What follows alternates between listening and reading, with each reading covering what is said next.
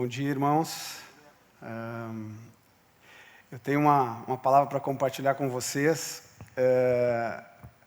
Eu me dei o trabalho ali de fazer o cálculo rapidinho. Eu tenho 17 mil e poucos dias do cuidado de Deus na minha vida, né? Do consolo, do conforto do Senhor. Eu me converti com 12 anos, e hoje eu estou com 48, então são 36 anos desse cuidado mais intenso do Senhor, né, na minha vida. E é sobre isso que eu quero compartilhar com vocês nessa manhã. Uma palavra sobre o cuidado de Deus, a paz de Deus, o conforto que existe na sua presença. E para começar, assim, eu queria propor para vocês um exercício de... Vamos olhar para o livro de Gênesis e tentar imaginar como deve ter sido a conversa do Senhor com Adão, né? Quando ele cria o homem e bota ele no jardim. A gente tem ali alguns capítulos no início de Gênesis, mas vamos fazer um exercício de talvez imaginar como é que deve ter sido essas conversas entre Adão e o Senhor nosso Criador, né? Eu imagino que em algum momento, depois que Deus cria Adão, ele adquire consciência e aí ele se depara num jardim lindo. A própria palavra de Deus fala, né, que o Éden é um jardim de delícias. Então ele ali se entende como gente, colocado naquele jardim, e deve ter se perguntado assim, né, por que eu estou aqui? O que eu vim fazer aqui, né? E Deus, conhecendo o coração do Adão, ele chega então para Adão e dá uma palavra de ânimo, né? Diz, não te preocupa, descansa. Aos poucos eu vou falando contigo do que eu quero para a tua vida. Mas de cara, assim, Deus já para Adão não ficar sem fazer nada, Deus deu um trabalho para ele. Diz, vai dar nome para animais. E eu brinco que, às vezes, a gente olha essas animações assim, né? Parece Adão, não sei se vocês já viram o filme, Adão sentado num tronco, numa mesa, e uma fila de casal de animal, né? Eu imagino que não foi assim. Deus deve dizer, vai andando pelo jardim aí, à medida que vai vendo os animais, vai dando nome, né?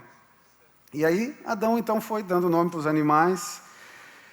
E Deus, talvez num dia, naquelas conversas ao final da tarde, já conhecendo também Adão, né, chega para Adão e diz, olha Adão, até o momento tu viu só animalzinho pequeno, né, viu um gato, um cachorro, né, mas não te preocupa, olha, vai chegar para perto de ti agora, tu vai conhecer ao longo do caminho aí pelo jardim, alguns animais maiores, alguns com uma juba grande, uma boca enorme, né?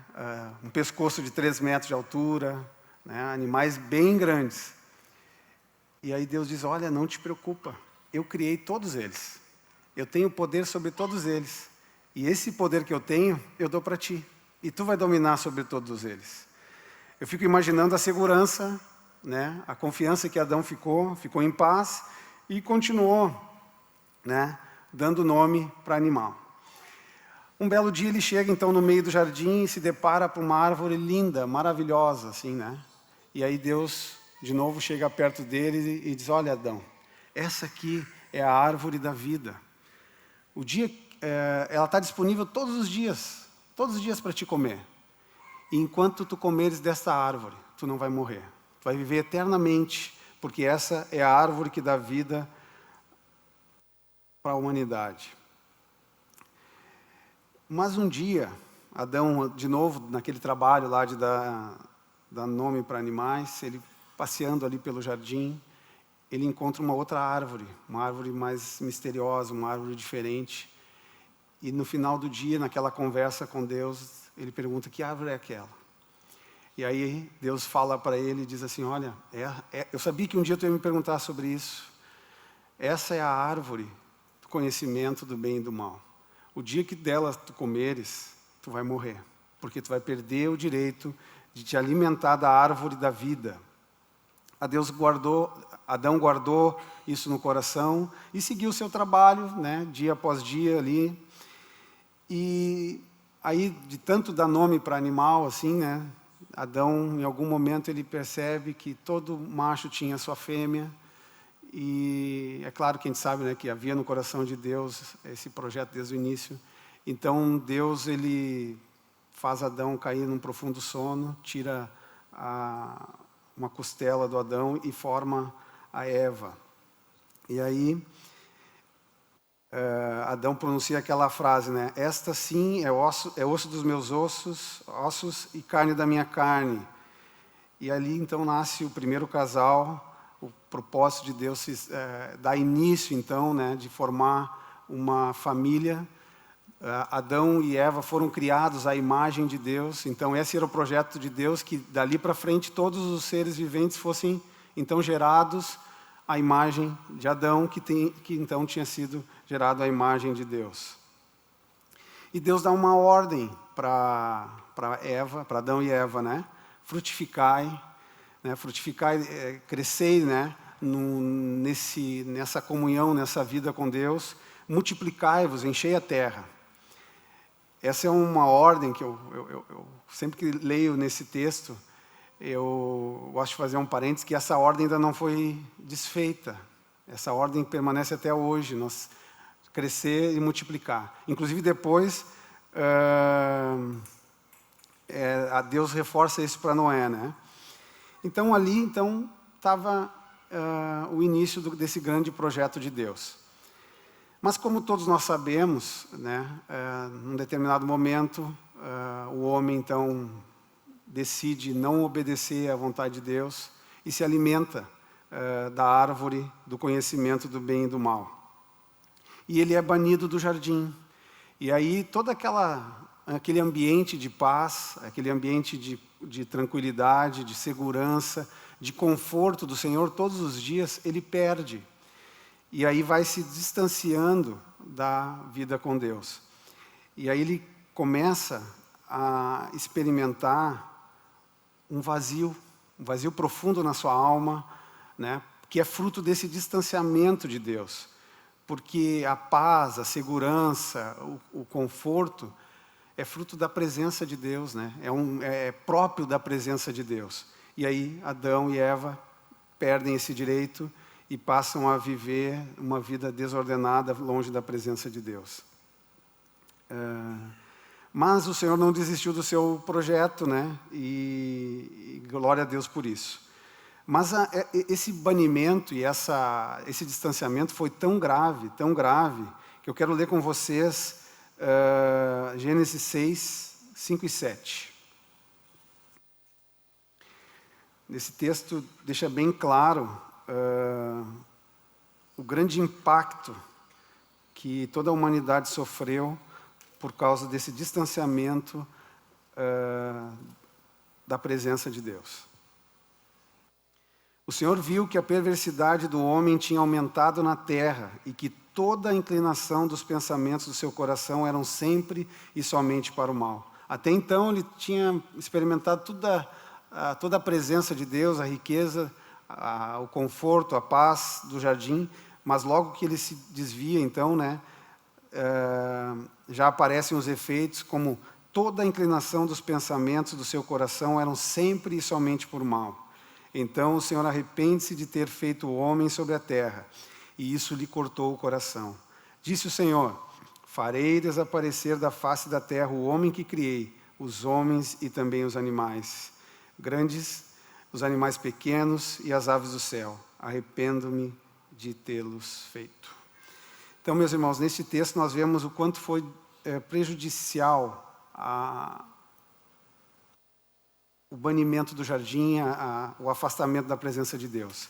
A paz, que era notória e real, passou a dar lugar a brigas e guerras. A tranquilidade deu lugar à ansiedade. As preocupações deram lugar às inseguranças, à ansiedade. E aí, então, aquele Deus que era um Deus de perto, um Deus de conversas longas, um Deus de ao final da tarde, né, ter um tempo, ele passa a ser um Deus distante. Como eu falei antes, o foco passa a ser a satisfação da nossa vontade, prazer, por tentar preencher aquele vazio criado pela ausência da presença de Deus. E aí nós começamos a nos enganar com uma paz passageira, baseada em emoções. E aqui, irmãos, eu creio que nesse momento, assim, começam a surgir, além de todos os outros problemas, começam a surgir os problemas da alma. A alma que antes era guardada pelo Senhor, a alma que era livre de toda agitação, de toda ansiedade, porque Deus cuidava. Agora, como ela está entregue a si mesmo, ela começa a se agitar, e então começam a surgir todas as doenças de alma. Então, a humanidade perdida, né, precisa de alguma forma retornar à presença de Deus, a conhecer o Deus que tem toda a paz, né, necessária. Mas como voltar, né? Como de novo trazer o homem para esse contexto de vida e presença do Senhor? Não que seja um padrão de Deus, mas muitas vezes o que Deus faz conosco é nos tirar alguma coisa, para nos chamar a atenção de que a gente está vivendo desordenadamente, né? Vivendo longe da presença de Deus. Às vezes Deus tira um parente, tira um bem, tira um emprego, né? E eu queria ler com vocês Jó, capítulo 1. Jó era um homem religioso, né?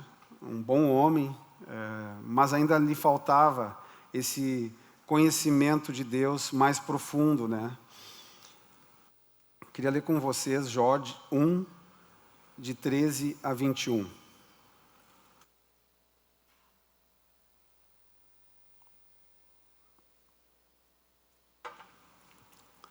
Certo dia, quando os filhos e as filhas de Jó estavam num banquete, comendo e bebendo vinho na casa do irmão mais velho, um mensageiro veio dizer a Jó: os bois estavam arando e os jumentos estavam pastando por perto, quando os sabeus atacaram e os levaram embora. Mataram a espada os empregados, e eu fui o único que escapou para lhe contar.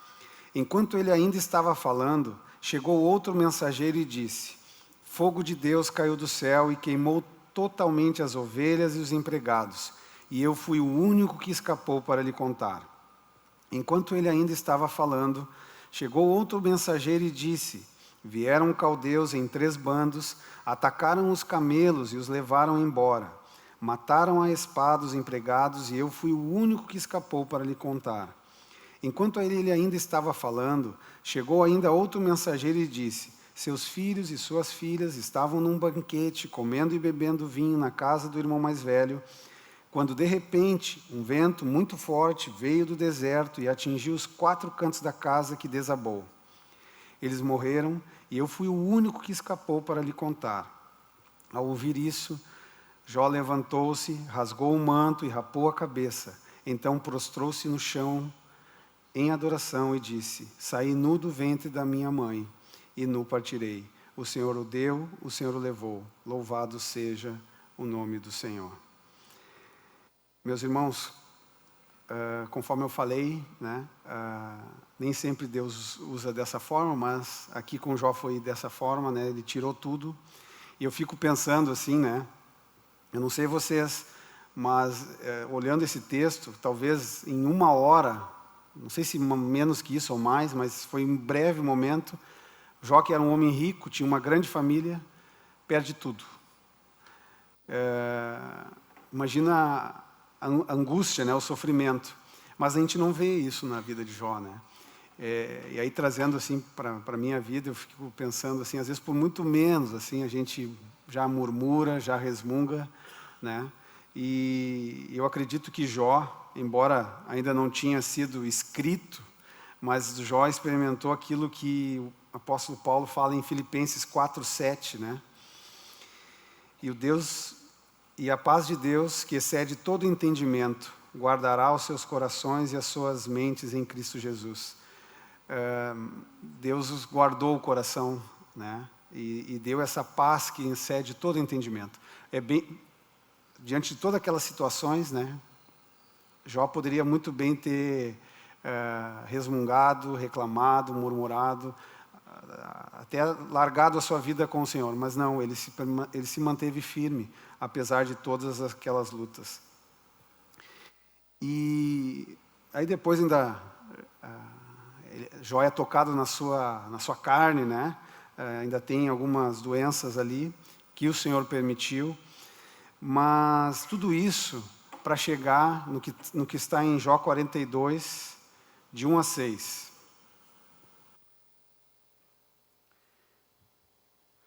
Então Jó respondeu ao Senhor: sei que podes fazer todas as coisas, nenhum dos teus planos pode ser frustrado. Tu perguntaste: quem é esse que obscurece o meu conselho sem conhecimento? Certo é que falei de coisas que eu não entendia, coisas tão maravilhosas que eu não poderia saber. E aqui começa o versículo 4, é um versículo muito interessante, né? Que diz assim: tu disseste, agora escute e eu falarei. Vou fazer-lhe perguntas e você me responderá. Irmãos, esse versículo 4 é o resgate daquilo que Adão experimentou lá no jardim. Lá no jardim, Adão tinha essa intimidade, essa presença de Deus constante ao final do dia, em que ele podia ter conversas profundas com o Senhor. E Jó, então, depois de todo aquele sofrimento, ele experimenta isso.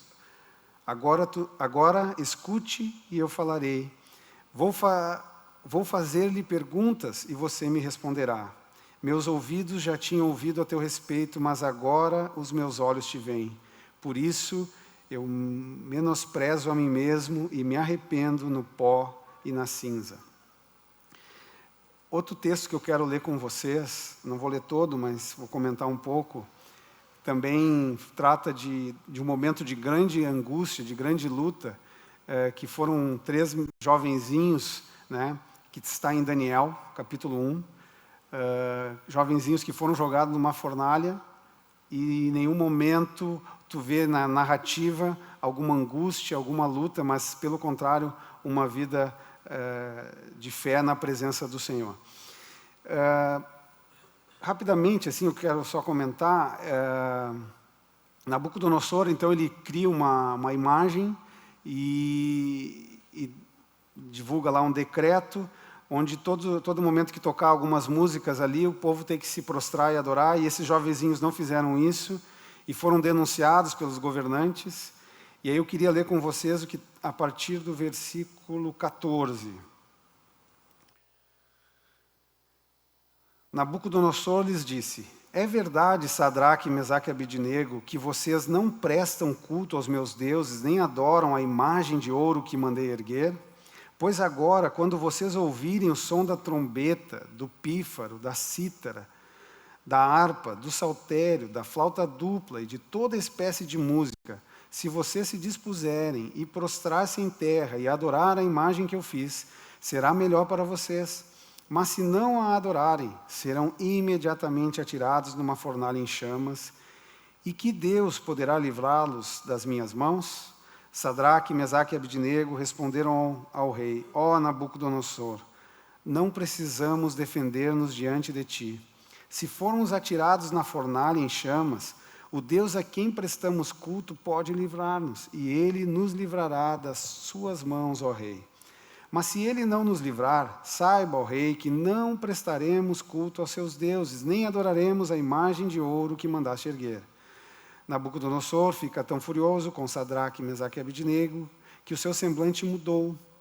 Deu ordens para que a fornalha fosse aquecida 7 vezes mais do que de costume, e ordenou que alguns dos soldados mais fortes do seu exército amarrassem Sadraque, Mesaque e Abednego e o atirassem na fornalha em chamas. E os 3 homens, vestidos com seus mantos, calções, turbantes e outras roupas, foram amarrados e atirados na fornalha extraordinariamente quente. A ordem do rei era urgente, a fornalha estava tão quente que as chamas mataram os soldados que levaram Sadraque, Mesaque e Abednego. e estes caíram amarrados dentro da fornalha em chamas. Mas logo depois, o rei Nabucodonosor, alarmado, levantou-se e perguntou aos seus conselheiros: não foram 3 homens amarrados que nós atiramos no fogo? Eles responderam: sim, ó rei. E o rei exclamou: olhem, estou vendo 4 homens desamarrados e ilesos andando pelo fogo, e o quarto se parece com um filho dos deuses. Então Nabucodonosor aproximou-se da entrada da fornalha em chamas e gritou: Sadraque, Mesaque e Abdenego, servos do Deus Altíssimo, saiam, venham aqui. E Sadraque, Mesaque e Abdenego saíram do fogo. Os sátrapas, os prefeitos, os governadores e os conselheiros do rei se ajuntaram em torno deles e comprovaram que o fogo não tinha ferido o corpo deles. Nem um só fio do cabelo tinha sido chamuscado. Os seus mantos não estavam queimados e não havia cheiro de fogo neles. Então Nabucodonosor disse: louvado seja o Deus de Sadraque, Mesaque e Abdenego, que enviou o seu anjo e livrou os seus servos. Eles confiaram nele, desafiaram as ordens do rei, preferindo abrir mão de suas vidas, a prestar culto e a adorar a outro Deus que não fosse seu próprio Deus. Meus irmãos, muitas vezes a primeira atitude é querer fugir das lutas e dificuldades, quando a melhor alternativa é buscar o que Deus quer. Né? Nesse texto, né, em que a gente leu, se a gente for olhar, onde é que era o melhor lugar para estar? Era fora da fornalha ou dentro da fornalha? Era dentro da fornalha, porque Jesus está ali. Jesus estava dentro da fornalha. Então, meus irmãos, diante de uma adversidade, diante de uma luta, a nossa primeira pergunta é perguntar o que Deus quer, o que Deus quer fazer comigo, onde Deus quer me guiar por essa dificuldade. Não é querer fugir, porque às vezes o fugir da fornalha é fugir da presença de Deus. Né? Se esses meninos tivessem fugido da fornalha, eles teriam fugido da presença de Deus. Mas também eles experimentaram, né, uma paz que excede todo o entendimento, porque estavam diante de imagina, jogar numa fogueira. É certo que gerar angústia, né? E eles foram guardados, tiveram seu coração guardados por essa paz. E ali, mais especificamente, a paz que era uma pessoa, a paz que era o nosso Senhor Jesus, né? E também, falando mais um pouco sobre o Senhor, nós vemos que quando Ele esteve entre nós, nessa terra, por onde Ele andava, o que Ele fazia, era sempre num ambiente de paz. Embora, por exemplo, lá os discípulos estavam no mar, lá aquela tempestade toda, o Senhor chega e acalma. Teve na verdade, outras 2 vezes, havia uma multidão para alimentar. E Jesus vai, com paz, com calma, resolve a situação. Então, sempre que nós estamos perto do Senhor, há paz, embora haja lutas e tribulações. E quando o Senhor é levado aos céus, Ele nos deixa o seu Espírito. E não é por coincidência, né, que entre os frutos do Espírito, como está lá em Gálatas 5, 22 e 23, diz assim: mas o fruto do Espírito é alegria, paz, paciência, amabilidade, bondade, fidelidade, mansidão, domínio próprio. Contra essas coisas não há lei. Então, meus irmãos, a paz, a alegria, ela só pode existir em nós se nós estivermos cheios do Espírito. Né? Se nós estivermos cheios dessa vida do Senhor, nós vamos experimentar desse fruto, que é a paz, que é a tranquilidade, que é a confiança de que o Senhor está no governo e governa sobre todas as coisas. E mais do que isso, né? Em João 14, 27, lembram lá do jardim? No jardim havia uma paz verdadeira, não uma paz baseada nas emoções, né? E aí Jesus, quando foi, antes de subir, ele fala, ainda declara, né? Deixo-lhes a paz, a minha paz lhes dou, não a dou como o mundo dá, não se perturbem os seus corações, nem tenham medo. Então, meus irmãos, um cuidado de Deus, assim, de nos deixar confortado, com o coração tranquilo, sem angústia, sem desespero. Na criação nós estávamos naquele ambiente de paz, mas o pecado deu deu razão, né? E aí, a partir do pecado, começou a levar aquele ambiente de paz e de ordem para desordem, para caos, para insegurança. Mas todos nós, através da vida do Espírito, nós fomos chamados à paz. E uma paz verdadeira significa paz em toda e qualquer situação. Então, o Senhor, Ele nos chama à paz, e Ele é o principal interessado em promover a paz entre nós. E eu quero contar agora 2 testemunhos breves de o cuidado de Deus, assim, em situações até simples, assim, corriqueiras do dia a dia, onde Deus ele se manifesta e traz a paz para nós. Recentemente eu estava... O Luiz está aí, tá ali. 2 irmãos lá na Zona Sul tiveram um desentendimento. E eu, aconselhando, eu recebi a mensagem dos 2 reclamando um do outro, assim, tentando fazer com que eles fizessem as pazes. E não teve jeito. Falei de tudo que podia ser dito, né? E eu disse, olha, nós vamos nos encontrar, vamos ter que conversar, porque o Senhor não quer que seu corpo viva em divisão. E aí eu marquei lá na casa do Luiz, né?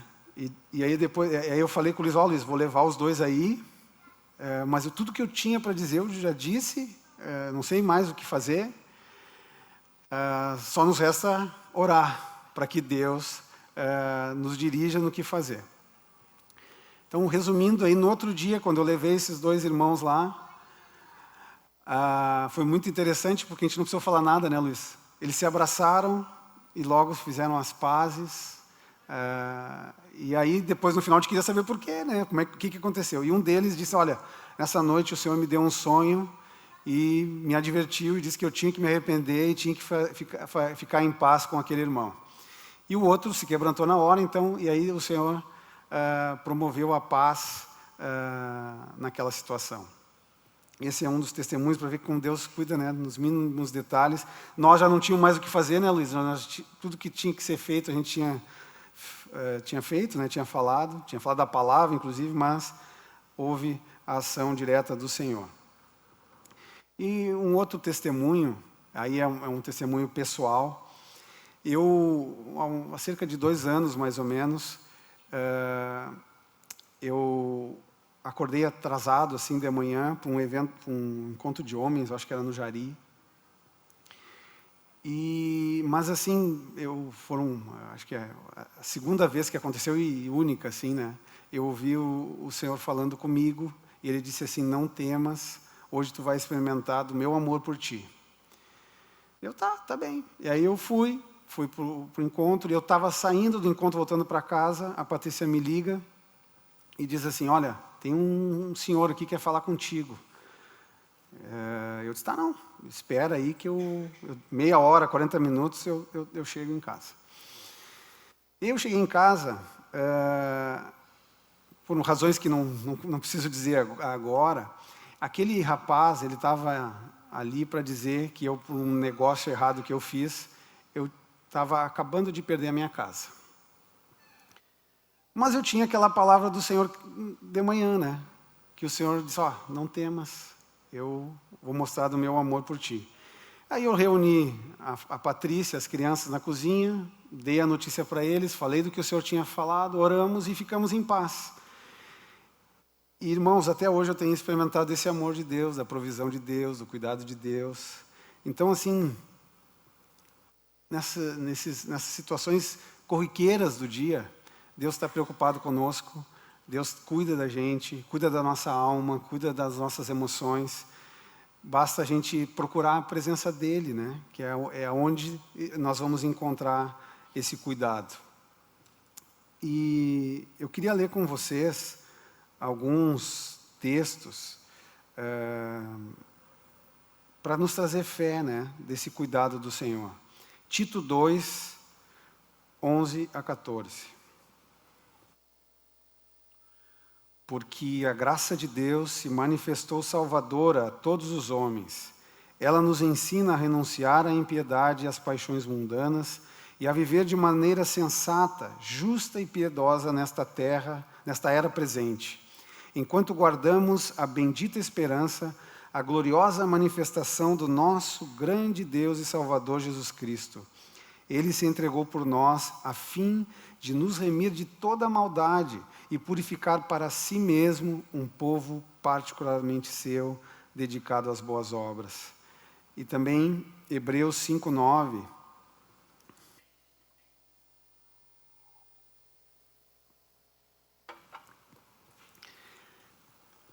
E uma vez aperfeiçoado, tornou-se a fonte de eterna salvação para todos os que lhe obedecem.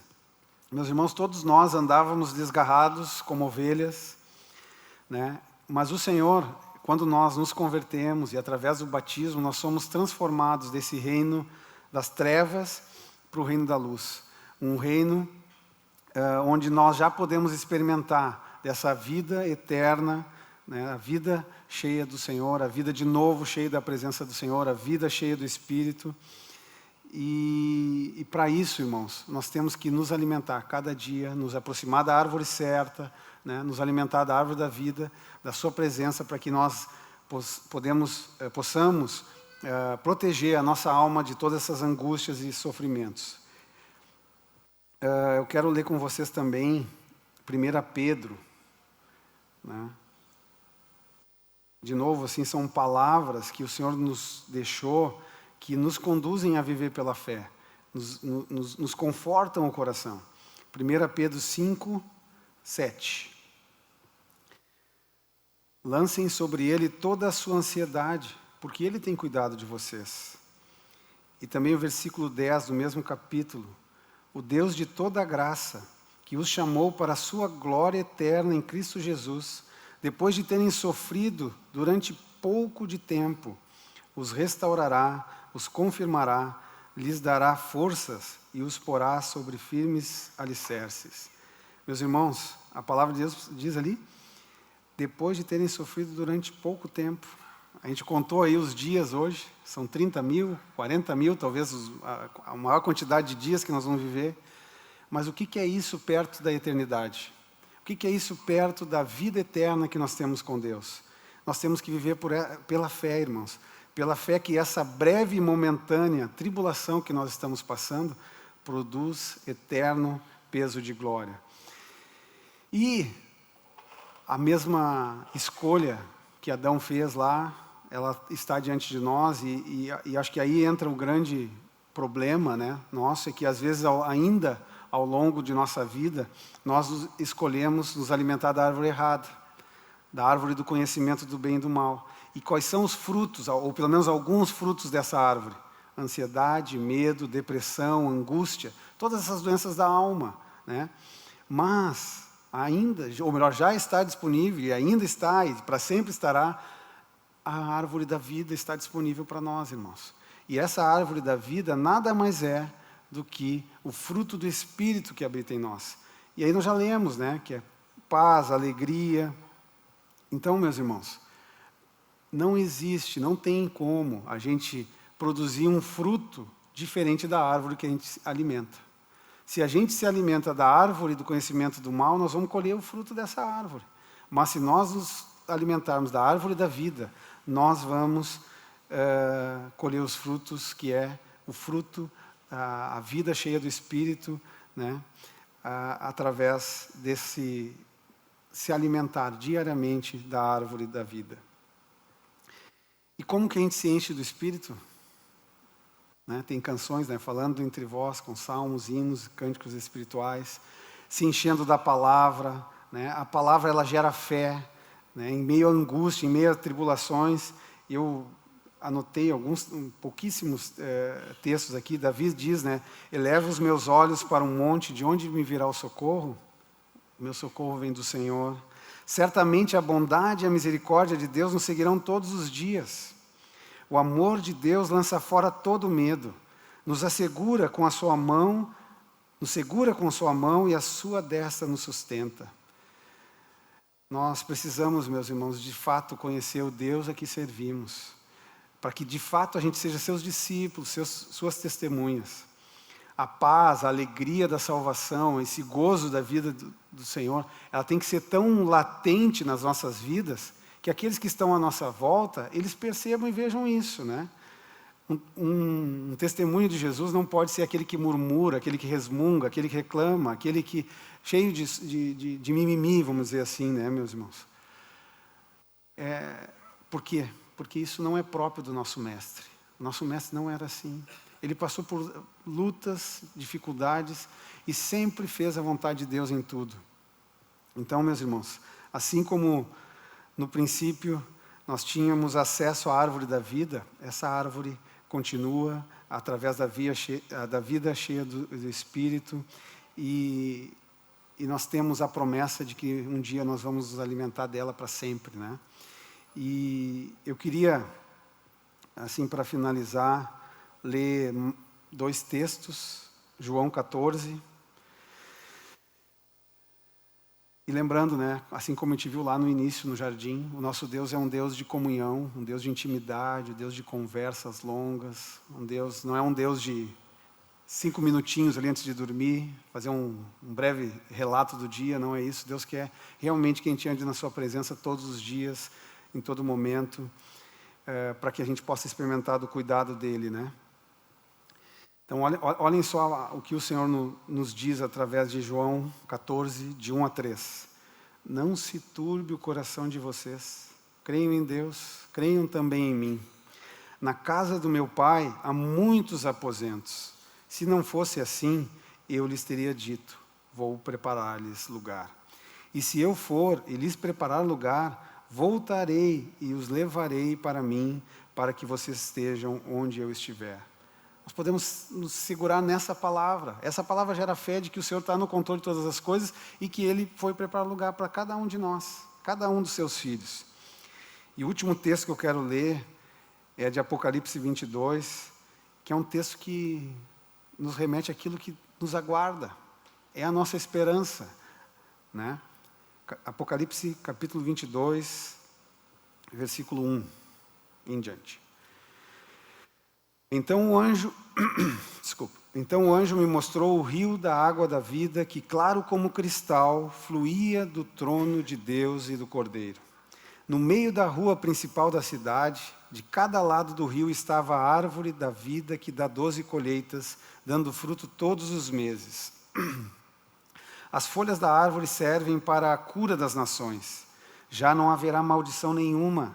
O trono de Deus e do Cordeiro estará na cidade, e os seus servos o servirão. Eles verão a sua face, e o seu nome estará em suas testas. Não haverá mais noite, eles não precisarão de luz de candeia, nem de luz do sol, pois o Senhor Deus os iluminará, e eles reinarão para todo sempre. Agora pula lá para o versículo 12. Eis que veio em breve, a minha recompensa está comigo, eu o retribuirei a cada um de acordo com o que fez. Eu sou o Alfa e o Ômega, o princípio, o primeiro e o último, o princípio e o fim. Felizes os que lavam as suas vestes, para que tenham direito à árvore da vida e possam entrar na cidade pelas portas. O 16 agora. Eu, Jesus, enviei o meu anjo para dar a vocês este testemunho concernente às igrejas. Eu sou a raiz e o descendente de Davi e a resplandecente estrela da manhã. O Espírito e a noiva dizem, vem, e todo aquele que ouvir, diga, vem. Quem tiver sede, venha, e quem quiser, beba de graça da água da vida. Meus irmãos, o que eu tentei mostrar para vocês ao longo dessa ministração é que o cuidado de Deus é constante, né, sobre cada um de nós. Começou lá no jardim, teve durante toda a nossa vida, a nossa era, e na eternidade o Senhor vai cuidar de nós, vai trazer paz, vai trazer consolo. E essa vida, meus irmãos, ela está disponível para nós hoje. Então, que nós tenhamos essa fé, né, essa busca pela presença de Deus todos os dias de nossa vida. E eu queria chamar o Cacilhas aqui, e enquanto ele vem, eu quero ler com vocês a letra de uma música que diz assim: no teu coração, ó Pai, existe uma fonte que jorra sem cessar vida abundante. No teu coração, ó Pai, bota um rio de amor, de graça e esperança, e de plena alegria, Senhor. No teu coração existe um lugar para cada um dos seus filhos a quem vieste salvar. Então, meus irmãos, nessa manhã, não sei se todos aqui são convertidos, mas até para aqueles que são, no coração de Deus há um lugar para cada um de nós. E se tu não tomou tua decisão pelo Senhor, o teu lugar está vago e hoje é um dia para que tu não saia daqui sem falar conosco, né? Há um lugar para cada um dos seus filhos. No teu coração encontro a paz, verdadeiro descanso, vida e luz. Nós encontramos Jesus. Amém, irmãos? Eu pedi para o Cacilhas cantar este cântico, né? Que é o outro próximo, na verdade, que é Nos Braços do Pai, porque esse cântico tem uma história muito bonita, né? De grande luta, de grande sofrimento. A Rosana estava grávida, né, a esposa do Asaf, e sofre uma tentativa de assalto, leva um tiro, e o Asaf em Cuba, tentando voltar, não consegue voltar, desesperado, e em meio a toda aquela angústia, Deus dá para ele esse cântico de conforto, né, de descanso nos braços do nosso Pai. Amém, meus irmãos? Não há lugar melhor, com tamanha paz, paz igual eu nunca encontrei jamais. É o lugar do meu prazer, onde todo medo se vai. É o lugar do meu descanso, braços do meu Pai, nos braços do meu Pai. São os braços de Jesus.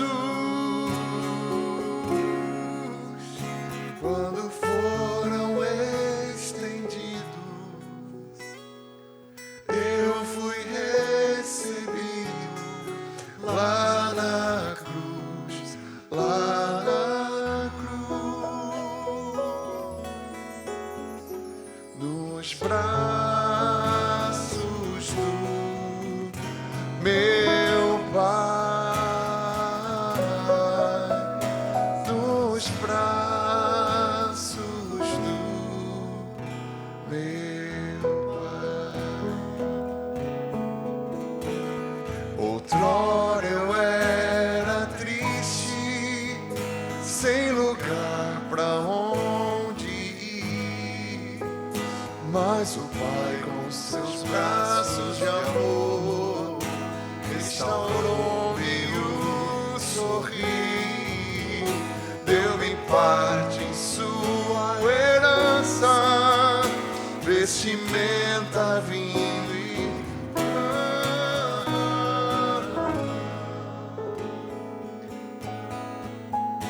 porque tinha um lugar para ir no seu coração, nos braços do meu Pai. São os braços de Jesus. Quando foram estendidos,